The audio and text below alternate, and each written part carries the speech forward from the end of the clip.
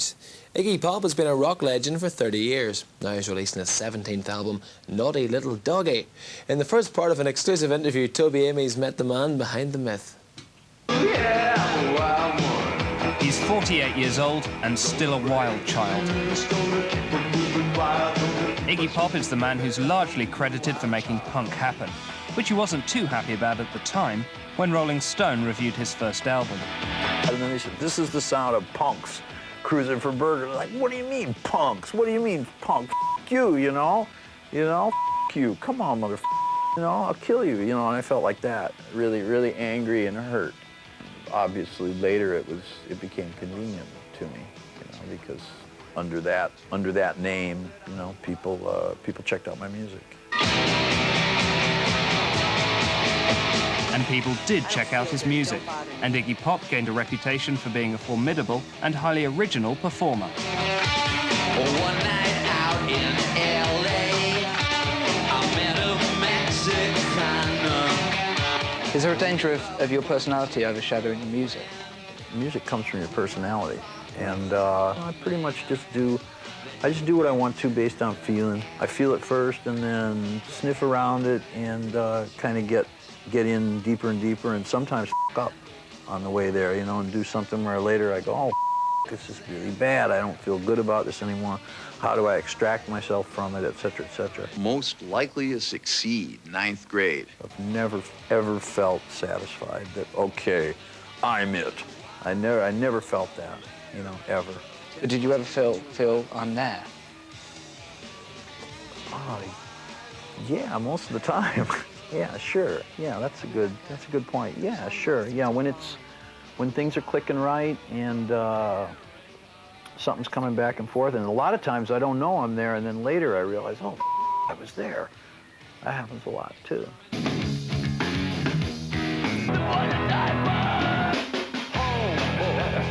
As a musician, his influence on the music scene has been enormous, and his reputation for hard living has been even greater. But these days, Iggy Pop has a calm approach to the wild side. My life anymore doesn't add up to, okay, I'm making an album every couple of years, and the rest of the time I try hard to be on drugs and on my back. For me, at least, I found it really important to do some other things, just for the stimulation. Because otherwise, what am I going to do? Sit around in my room and listen to old Iggy albums and call up somebody and say, hey, am I God? Yes, you're God. Oh, God. That's not going to do me much good. Something was in me and it had to come out. My soul is also as up for grabs as anybody's. And I don't think there's anybody particularly pure in this business. You don't get on MTV with a clean ass.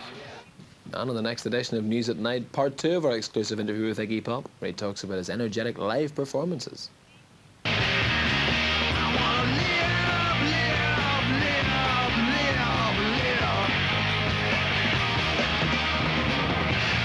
That's News at Night, always at 5 and 11 Central European Time.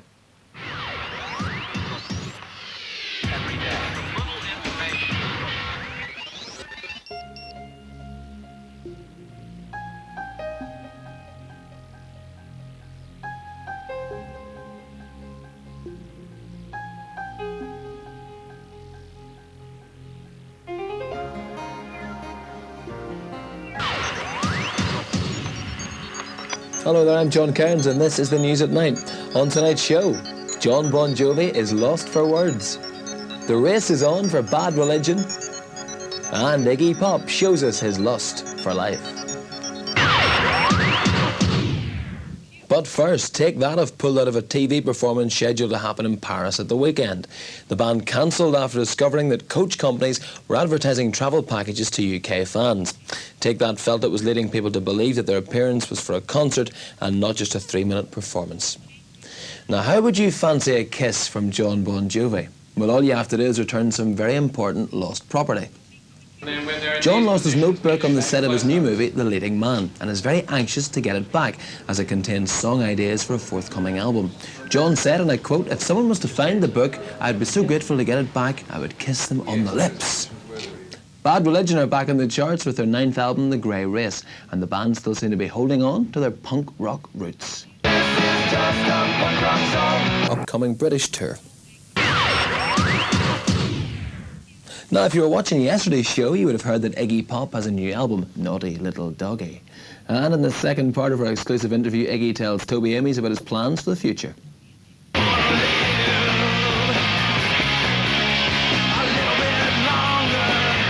Did you have like a mission statement? Did you have anything in mind that you wanted to do with it?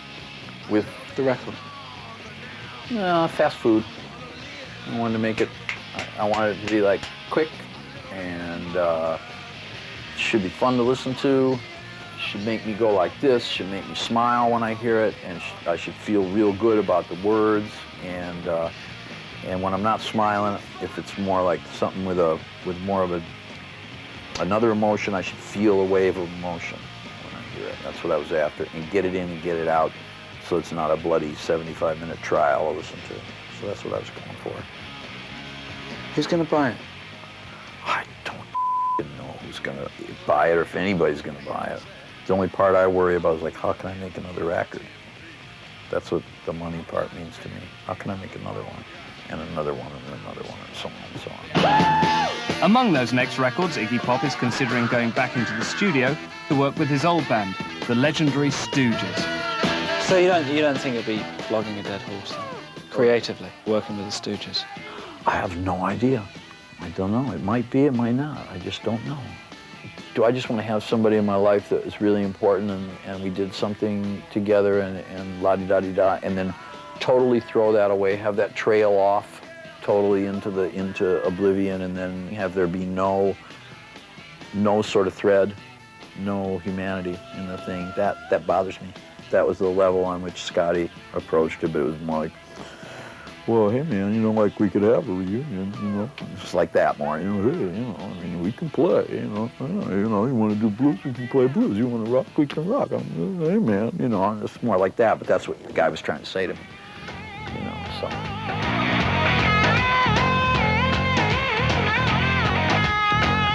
Isn't there a danger that the longer you stay in it, the more jaded you become? I don't feel like I have to push it just to be hip, no. But is there a danger then that, that you can totally just become unaware? Yeah, sure. Or that you become so inured to the shit that you need something farther afield, something that's more exotic to you? Yeah, in which case then it's time that you're gonna have to phase out of, obviously an arena you're not interested in is a place you don't belong. There are other forms of music that I'm making right now. I'm doing some acoustic score, film score kind of music. Not like unplugged, not that dreadful, precious, soppy shit, that everybody's flogging on MTV. But it's quieter music, and I wouldn't mind doing some sort of lounge singing either, like with a piano, just singing songs about, your screwed up love life, that sort of thing.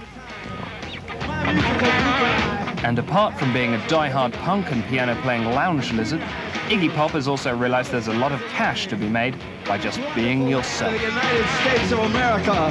My coolest ad is, let's talk about my ads. My coolest ad is for Converse, though. They just took a tennis shoe and put it on some broken glass and stuck my name on it, and I didn't have to show up or anything.